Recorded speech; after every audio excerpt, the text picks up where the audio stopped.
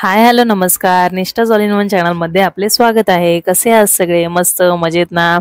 तर आज घरात न दिसता व्हिडिओ स्टार्ट केलाय गाडीमध्ये. लक्झरीमध्ये आहोत आम्ही आता आणि निघालो गणपतीसाठी गावी.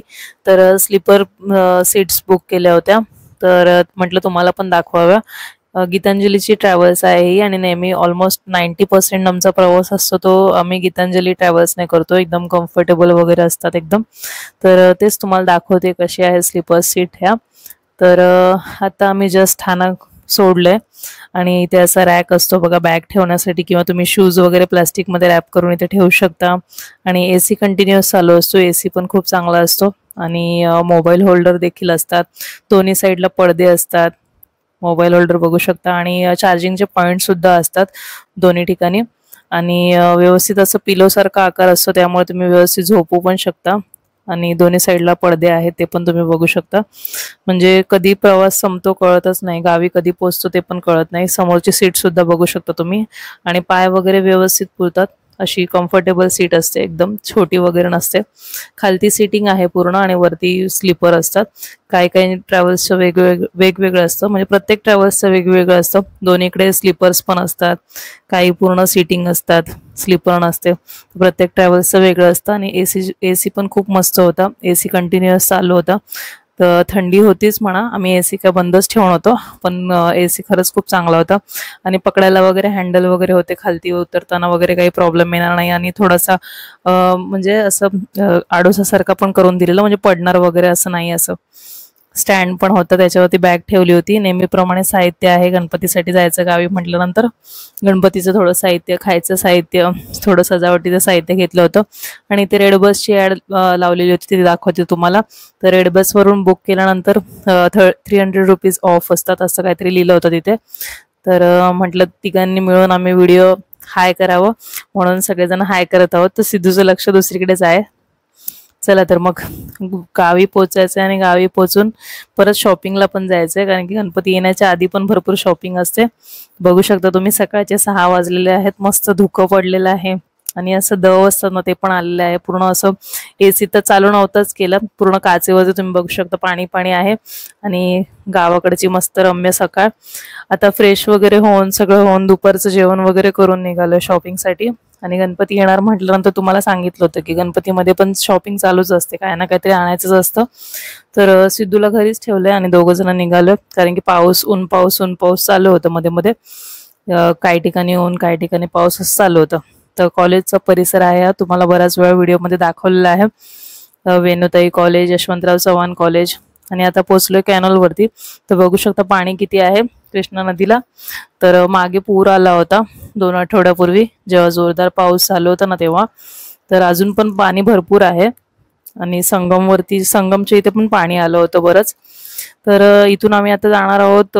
फुलं वगैरे घ्यायची आहेत, बाकीचं काय काय साहित्य घ्यायचंय, छोटं मोठं साहित्य घेणं कधी आमचं संपत नाही गणपतीपर्यंत. आणि मार्केटमध्ये असं मस्त सजावट करायची चालू होती. तर इथे ज्योतिबाचं मंदिर आहे, तर तिथे सजावट करायचं चालू होतं.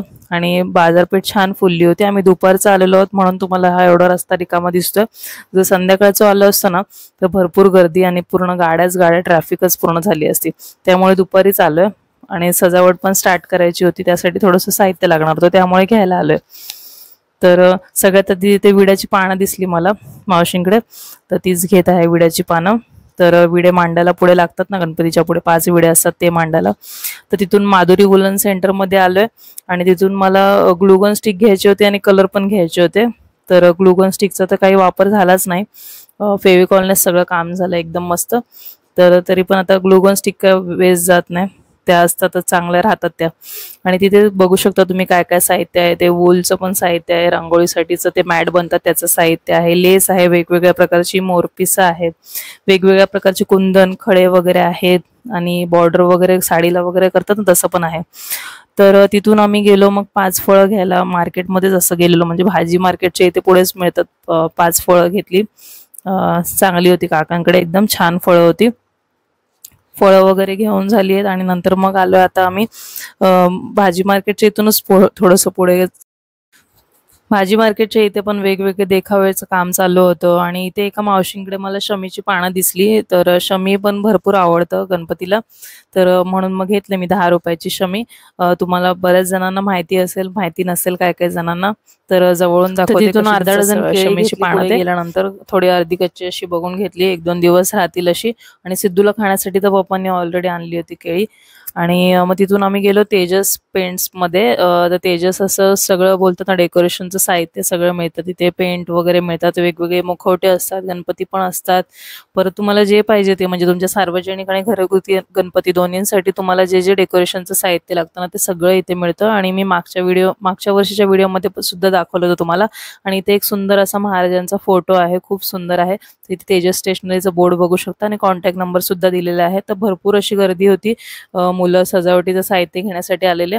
आणि तेजस पेंट्सच्या अपोजिटच पाऊस आला म्हणून आम्ही थांबलोय. आणि भुबू बघा त्याच्या जागी जाऊन बसलाय, आम्ही त्याच्या इथेच उभं होतो एका साईडला. तर त्यांना मी बोलत होती जरा स्माइल करा म्हणून. एकदम टेन्शनवालं वातावरण घेऊन गणपतीमध्ये राहायचं नाही, एकदम मस्त एकदम हसत खेळत राहायचं.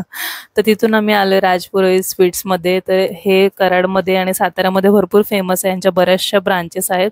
आणि खूप फ्रेश असं मस्त सगळी मिठाई असते इथे, आणि वेगवेगळ्या प्रकारच्या मिठाया असतात. रव्याचे लाडू असतात, बुंदीचे लाडू असतात, मोदक तर बऱ्याच प्रकारचे होते, आंबा मोदक, पिस्ता मोदक, चॉकलेट मोदक, कंदी पेढ्याच्या मोदक, असे वेगवेगळे व्हरायटीचे मोदक होते. टेस्ट पण करायला देतात ते, आणि सगळं फ्रेश माल होता एकदम. तर तुम्हाला अजून दाखवते काय काय आहे ते. त्यांच्याकडे पार्टी वेफर्स वगैरे, चिवडा वगैरे भरपूर आहे. तर तिथे मला एक शाळेमध्ये आम्हाला मिळायचं ना, बटाट्याचं असं वेफर्स असतात पण तिखट असतात, तर ते पण दिसलं, तर तिथून पॅकेट घेतलं मी.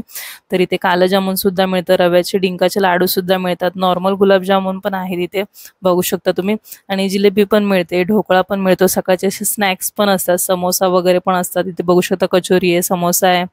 तर बरंच मोठं दुकान आहे. आणि म्हणजे असे कराडमध्ये जवळपास 4-5 जास्त दुकानं असतील, म्हणजे हे मार्केटमधलं आहे. आमच्या इथे पण कॉलेज रोडला पण आहे दुकान. तर राजपुरोहित स्वीट्स म्हणून नाव आहे. आणि सगळं खूप छान उत्तम प्रतीचं एकदम मस्त मिठाई मिळते. आणि ऑलमोस्ट अर्ध्याच्या वरती कराडकर माझ्या मते इथूनच स्वीट्स वगैरे घेत असतील, आणि भरपूर फेमस आहे. तर इथून आम्ही सगळं ते स्वीट्स वगैरे, म्हणजे मोदक घ्यायचे होते बाप्पांना, ते घेतलेले आहेत, कंदीचेच मोदक घेतलेले आहेत बाप्पांना. तर तिथून आम्ही आता चाललो आहे पुढे, अजून पण छोट्या मोठ्या गोष्टी घ्यायच्या बाकी होत्या.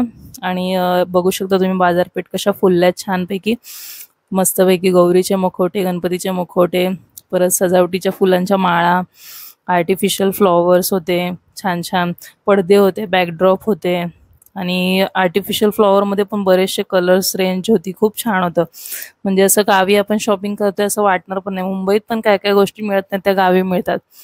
तर इथे बघू शकता तुम्ही मुखवटे पण किती सुंदर सुंदर आहेत गौरींचे. तर फायबरचे वगैरे, मातीचे, वेगवेगळ्या प्रकारचे सगळे मुखवटे होते इथे, स्टँड होते गौरीचे. आणि असं तयार केलेल्या गौराई पण होत्या तिथे लावलेल्या, बांगड्या वगैरे, त्यांचं सगळं शृंगाराचं साहित्य. तर इथे पण बघू शकता गणपतीसाठी छान डेकोरेशन असं केलेलं आहे मस्तपैकी. आणि ही पूर्ण तुम्ही लाईन बघता ना, ही कराडमध्ये छत्रपती शिवाजी महाराजांचं पुतळा आहे ना, त्याच्या पुढे गेल्यानंतरचे जे मार्केट आहे ना ते आहे. तर हे नेहमी भरलेलं असतं पूर्ण. आणि संध्याकाळच्या वेळेस इथे पाय ठेवायला जागा नसतो सणांमध्ये. आणि बाकीचं पण तुम्ही बघू शकता, डेकोरेशनसाठी बरेच खूप सारे ऑप्शन होते. ह्या एकाच रोडवरती तुमची पूर्ण शॉपिंग होईल असं सगळं होतं. तर आम्ही आलो नॅशनल प्रिंटिंग प्रेसमध्ये. तर मला ते पुठ्ठा हवा होता पार्टी बॅकड्रॉपसाठी, त्याच्यावरती काय करायचं होतं तुम्हाला. तर डेकोरेशन आता रील तर आली आहे, पण पूर्ण डिटेलमध्ये येईल व्हिडिओ.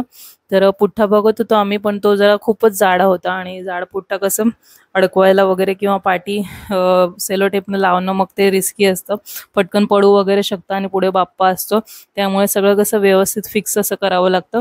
तर त्याचा थोडासा असा पातळ पुठ्ठा पाहिजे होता, एकदम पण पातळ नाही, पण थोडासा पातळ पुठ्ठा पाहिजे होता.